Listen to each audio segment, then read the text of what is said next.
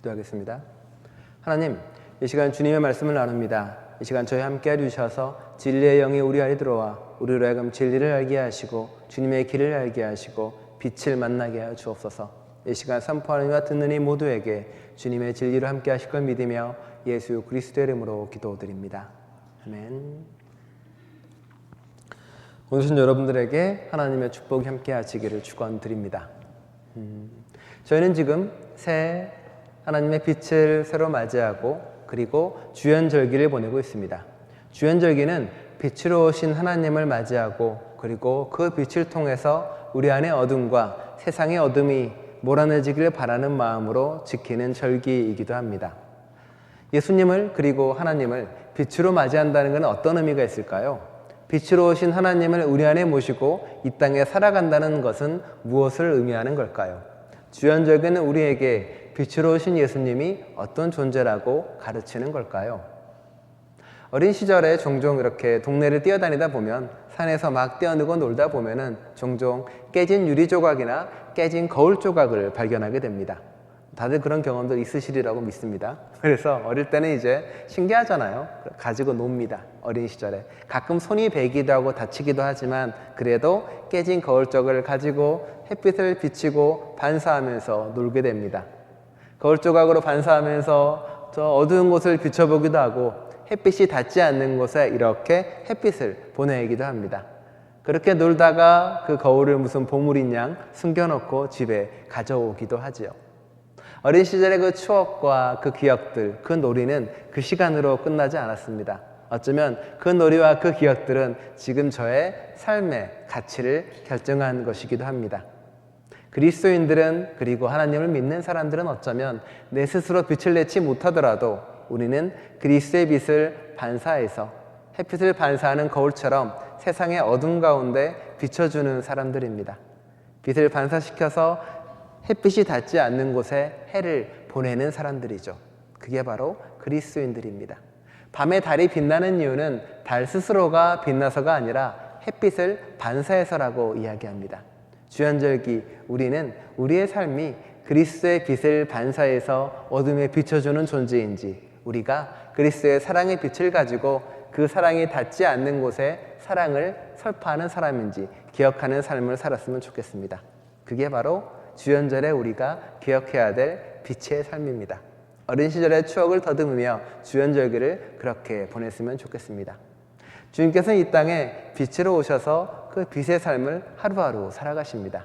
한동안 우리는 마가의 기적 이야기라는 제목으로 예수님의 이야기를 좀 다뤄보려고 합니다. 지난 한 해 우리는 구약을 가지고 이야기를 나눴습니다. 창세기의 수많은 인물들의 이야기를 나눠가면서 그들과 함께했던 한 걸음 한 걸음에 대한 이야기를 나눴죠. 이제는 마가의 기적 이야기를 통해서 예수님의 발걸음을 따라가보자 합니다. 여러분은 기적을 믿으십니까? 여러분은 기적이 어떠하다고 생각하십니까? 많은 사람들은 기적이 무엇입니까? 라고 물으면 마음 가운데 있던 정답을 하나씩 꺼내놓습니다. 일상이 기적이지요. 네. 하루하루 살아가는 게 기적이지요. 내 옆에 사랑하는 누군가가 있고 내가 사랑해줄 누군가가 있다는 게 삶의 기적입니다라고 끄덕끄덕 합니다. 어디서 배운 것 같아요. 그런 것들은 다. 하지만 우리 한 구석에는 사실 그렇지 않은 마음도 있습니다. 내 일생을 한 번에 뒤집어줄 무언가를 필요로 할 때도 있고 내 삶을 한 번에 바꿔줄 무언가가 내 곁에 벌어지기를 바라기도 합니다. 종종 힘들고 아픈 사람은 이 병이 한순간에 낫기를 바라는 마음으로 기적을 꿈꾸기도 하죠. 성경에는 수많은 기적의 이야기가 있습니다. 예수님도 우리가 볼 때는 정말 말도 안 되고 과학적이지 않은 여러 가지 사건들을 보는 것이 성경에 써 있기도 하고요. 여러분은 그 기적을 맞아 라고 생각하시며 문자 그대로 믿으시기도 합니다. 어떤 분들은 힘들다라고 이야기도 하고요. 사실 성서의 수많은 기적의 이야기들은 역사적 사실이다 아니다라고 따질 수 있는 이야기들이 아닙니다. 그 기적의 이야기는 다른 목적이 있습니다. 그 기적의 이야기는 그 사건을 통해서 보여주고자 하는 하나님의 가르침이 있고 하나님의 깨달음이 있다는 겁니다. 그 기적이 과학적이네 아니냐라고 따지는 것은 마치 달을 가르치는 손가락을 보면서 저 손가락이 남자네 여자네 사람이 아니냐라고 따지는 것과 다를 바가 없습니다. 기적은 가르치는 게 무엇인지를, 그리고 보여주고자 하는 게 무엇인지를 우리에게 알려주는 겁니다. 출애굽의 수많은 기적들은 각각의 의미가 있고 가치가 있고 상징이 있습니다. 하지만 그 모든 것이 보여주는 것은 하나님께서 고통받는 자와 그리고 눈물 흘리는 사람들의 그들의 기도에 응답하신다는 겁니다. 예수님이 했던 수많은 기적의 의미는 무엇일까요? 와, 예수님이 사실은 아픈 자를 고치신데, 병든 자를 고치신데, 장애 있는 사람을 일으키신데, 눈먼 자를 보게 하신다라는 것을 보여주는 걸까요? 예수님이 몸을 고치는 사람이라는 걸 보여주는 걸까요? 사실은 아닙니다. 예수님이 벌여준 수많은 기적의 이야기는 예수가 몸을 고쳐준다는 이야기가 아니라 사실은 예수님의 기적은 사람들의 삶을 고쳐주기 위한 거라고 이야기하십니다. 모두가 잘 사는 세상을 만들어야 되는데 성경은 이야기합니다. 장애가 있든 없든, 나이가 들든 안 들든, 그리고 재산이 있든 없든 관계없이 모두가 잘 살고 모두가 행복한 세상을 꿈꾸는 것, 그게 삶을 바꾸는 것이었습니다. 그 수단으로 종종 몸을 바꾸는 기적을 일으키는 거겠죠. 예수님의 기적 이야기는 사실 우리의 삶을 어떻게 바꿔야 되는가에 대한 이야기입니다. 그렇게 보게 될 때 우리는 성서에 말하는 기적이 과학적이다 아니다와는 관계없이 그 안에 들어있는 예수님의 말씀에 좀 더 귀를 기울이게 됩니다. 마가의 이야기는 어떻게 시작을 하냐면, 마가의 이야기는 그 예수님께서 이사야의 예언도 시작을 합니다. 주님이 오시니까 회개하고 돌이켜라라고 시작을 합니다. 마가의 모든 이야기는 거기서 시작을 합니다. 회개하고 돌이키는 삶. 구약에서 그 선포가 이루어집니다.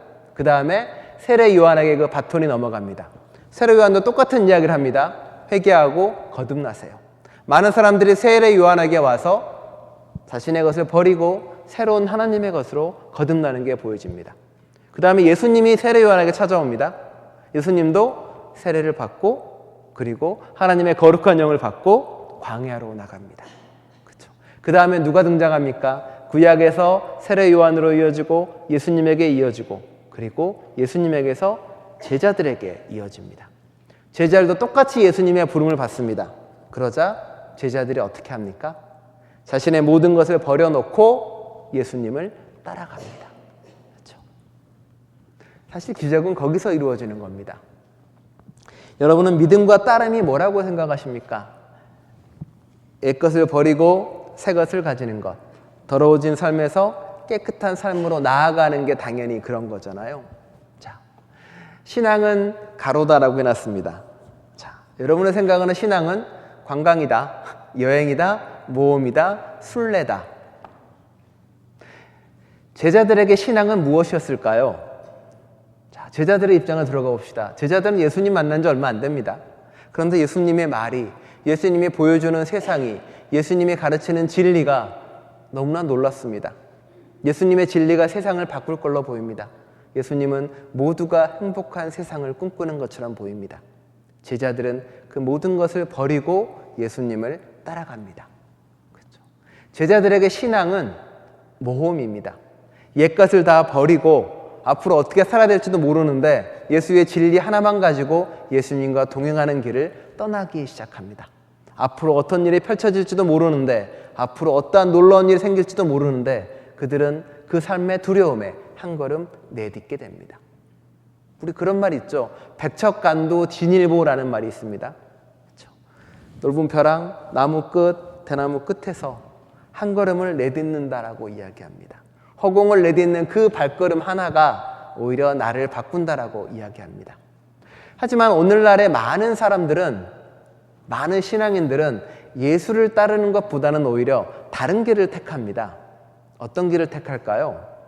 분명히 예수님은 자신을 따르라고 했는데 우리는 그 사람을 따르는 게 아니라 주로 어떤 사람 따르냐면 예수님에 의해서 고침받은 사람, 우리는 그 사람 뒤에 줄 서 있습니다. 예수님에 의해서 복받은 사람, 우리는 그 사람 뒤에 이렇게 줄 서 있습니다. 예수님은 자기를 따르라고 하는데 우리는 왜 자꾸 예수님 뒤에 줄 서 있지 않고 다른 곳에 줄을 서 있는 걸까요?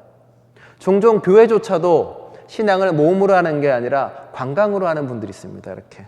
그래도 그냥 관광이 아니라 패키지 관광이에요. 목사가, 저 같은 목사 깃발을 듭니다. 그러니까 사람들이 쭈르르 따라와요. 그러니까 목사가 깃발 하나 들고 이쪽으로 옮깁니다. 자, 여기는 예수님이 병 고친 곳입니다. 자, 여기서 병 고침 받으세요. 받습니다. 또 깃발 들고 딴 데로 갑니다. 자, 여기는 예수님이 이렇게 복 받기 위해서 돈 많이 번 그런 거 성경에 없습니다만 깃발 꽂고 옵니다. 가짜 유적지 만들어가지고. 그래서 사람들 쭈르르 따라옵니다. 자, 여기서 복 받으시고요. 또 깃발 들고 또 딴 데로 갑니다. 또 깃발, 야, 여기는 교회 숫자 3,000명 만들어준대요. 라고. 또 쭈르르 따라와서 거기서 관광하고 떠납니다. 그쵸? 신앙을 예수님을 따르는 게 아니라 관광처럼 하는 사람도 있습니다. 종종 뭐 여행처럼 하는 사람도 있습니다. 배낭 메고, 아, 예수님이 이랬대, 저랬대, 이랬대. 나랑은 아무 관계없는. 그쵸? 하지만 성경은 얘기합니다. 신앙은 모험이라고요. 예수님과 함께 떠나는 모험인 거고, 그것은 우리로 하여금 새로운 길을 선택하고 걷는 거라고 합니다. 여러분은 예수님을 위해서 얼마나 많은 것을 버리고 새로운 걸 택하고 걸어가셨나요? 예수님이 우리에게 보여준 거라는 현실성 없는 세상이었습니다. 독사굴에 어린이가 손 놓고 사자들도 채식을 하는 사회를 성경은 이야기를 합니다. 장애도 없고 나이 때문에 차별받지도 않고 질병 때문에 고통받지 않는 세상을 우리에게 보여줍니다. 우리는 그 꿈을 향해서 믿고 갑니다. 그게 바로 신앙의 모험인 거겠죠.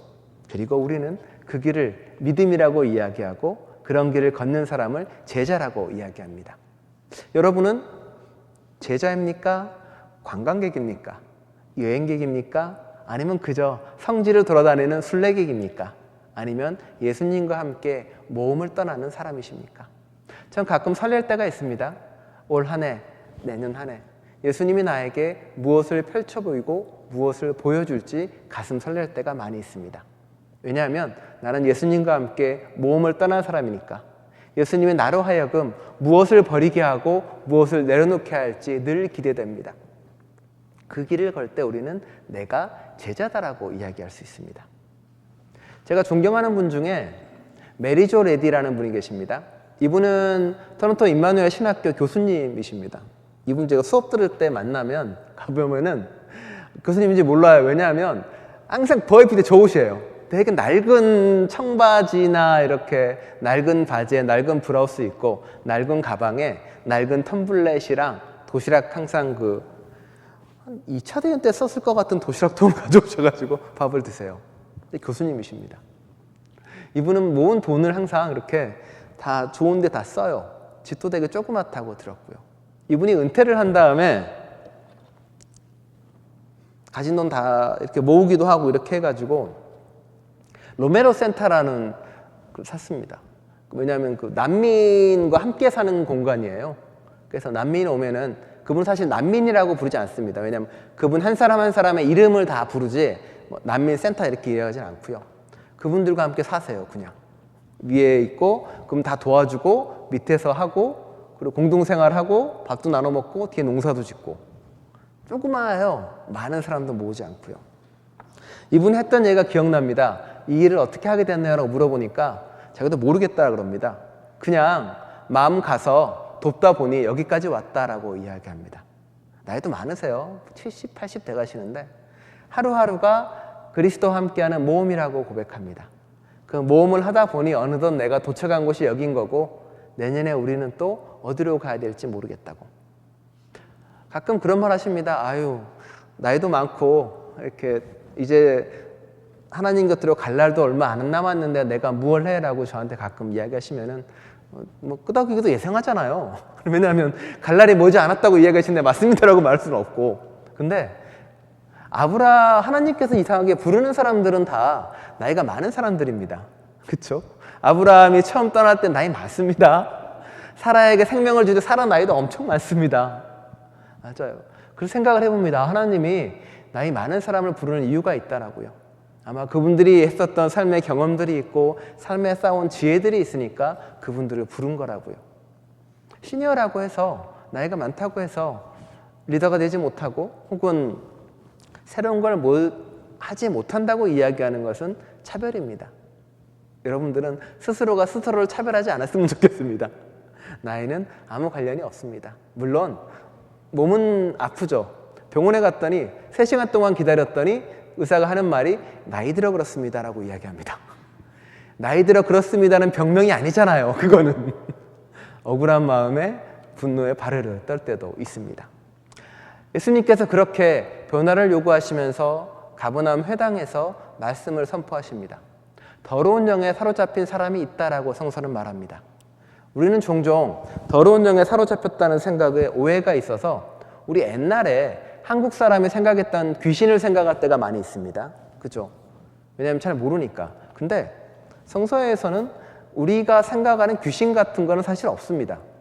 구약을 아무리 뒤져봐도 귀신이 빙의해가지고 무슨 일이 벌어졌던 얘기는 없고요. 사실 여기서 더러운 영이라고 이야기하는 건 귀신이나 초자월적 존재를, 초월적 어떤 존재를 말하지 않습니다. 오늘 마가복음 7장에 뭐라고 이야기하십니까? 성서는 밖에서 안으로 들어오는 것은 사람을 더럽게 하지 못한다. 내가 나를 더럽게 합니다.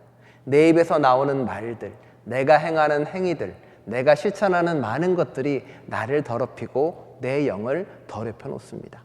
결국은 외부에서 초월적인 존재가 나는 가만히 있는데 확 들어와가지고 나를 나쁜 사람으로 만드는 게 아니라 내가 조금씩 행하는 악한 일들이, 내가 조금씩 행하는 어둠의 일들이 내 영을 더럽혀 놓고 나를 더러운 영에 사로잡힌 존재로 만드는 겁니다. 그리고 예수님이 그에게 교훈과 가르침을 전합니다. 그 교훈과 가르침이 뭔지 마가는 이야기하지 않는데 아마도 새롭게 거듭나서 다른 사람이 되라는 결단이었겠죠. 그러자 그 더러운 영이 뭐라고 이야기합니까? 나 좀 내버려둬. 당신은 나와 무슨 상관이냐라고 이야기합니다. 딱 그런 거예요. 누가 이렇게 강도질하고 있거나 누가 도둑질하고 있는데 지나가던 사람이 너 하지마 라고 이야기하면 뭐라고 합니까? 상관없으니까 빨리 가라고. 딱 그런 얘기하는 겁니다. 더러운 영이. 나도 그럴 때 이야기하지 않습니까? 내가 예수님의 말씀을 들을 때, 내가 성경을 볼 때 내 마음 가운데 그런 마음이 일어납니다. 좀 내비두지. 나 그냥 편하게 살게. 나 그냥 살던 대로 살게. 나 그냥 지내던 대로 지내게. 그게 내 안에 있는 더러운 영이 이야기하는 거고요. 그동안 나의 모습이 이야기하고 있는 겁니다. 그러자 예수님의 그 말씀에 성경이 뭐라고 이야기하냐면 더러운 영이 나를 뒤흔들고 떠났다라고 이야기합니다. 종종 이걸 옛날의 번역은 성서는 어떻게 했냐면 경련을 일으켜 놓고 큰 소리를 지르게 하고 떠났더라라고 번역을 해놨어요. 사실은. 그러다 보니까 사람들은 잘못된 사고를 하게 됩니다.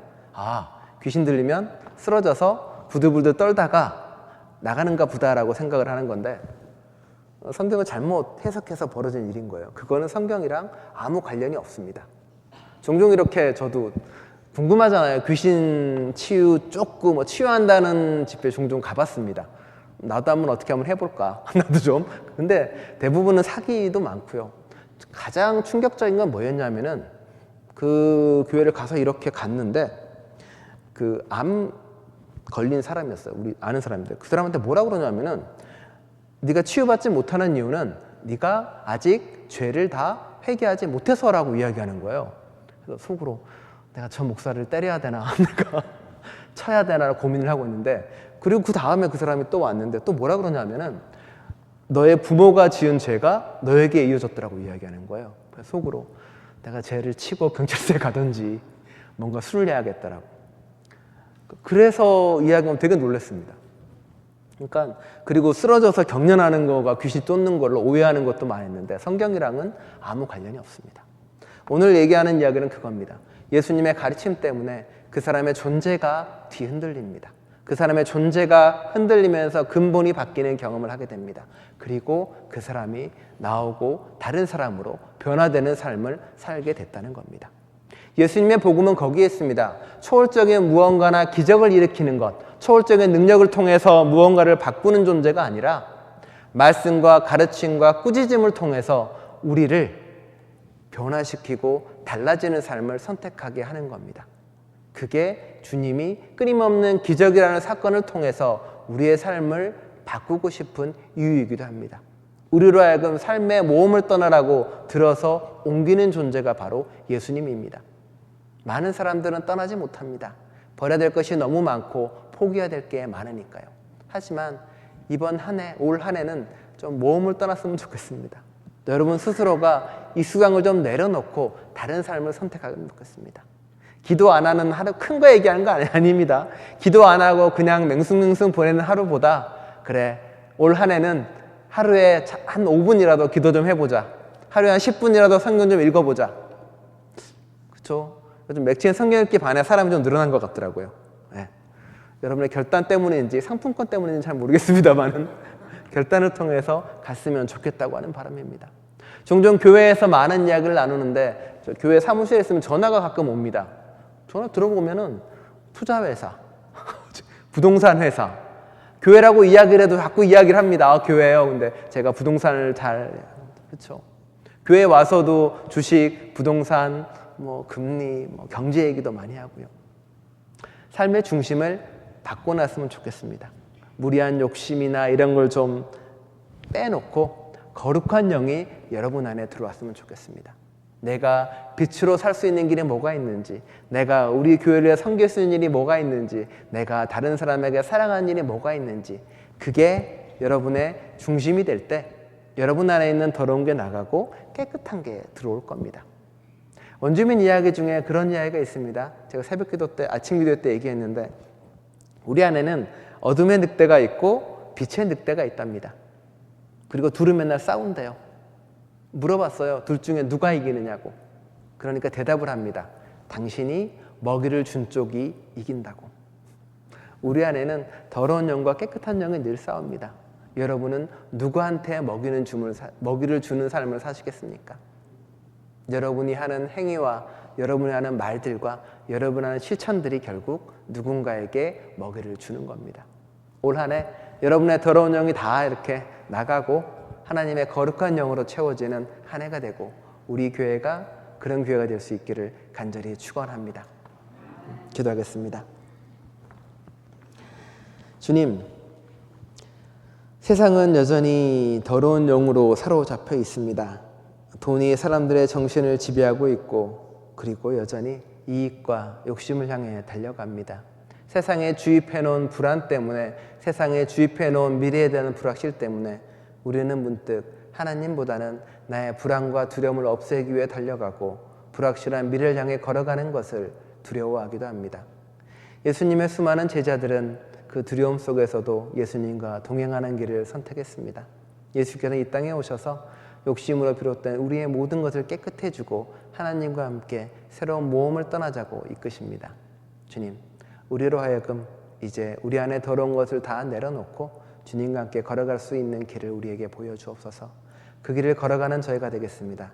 그 길을 걸어가며 하나님과 함께하는 동행하는 삶을 살아가겠습니다. 그 길 가운데 우리와 함께 해주셔서 우리로 하여금 내 안에 빛의 영에게 먹이를 주고 그것을 기르는 삶을 살아갈 수 있도록 우리와 함께하여 주옵소서.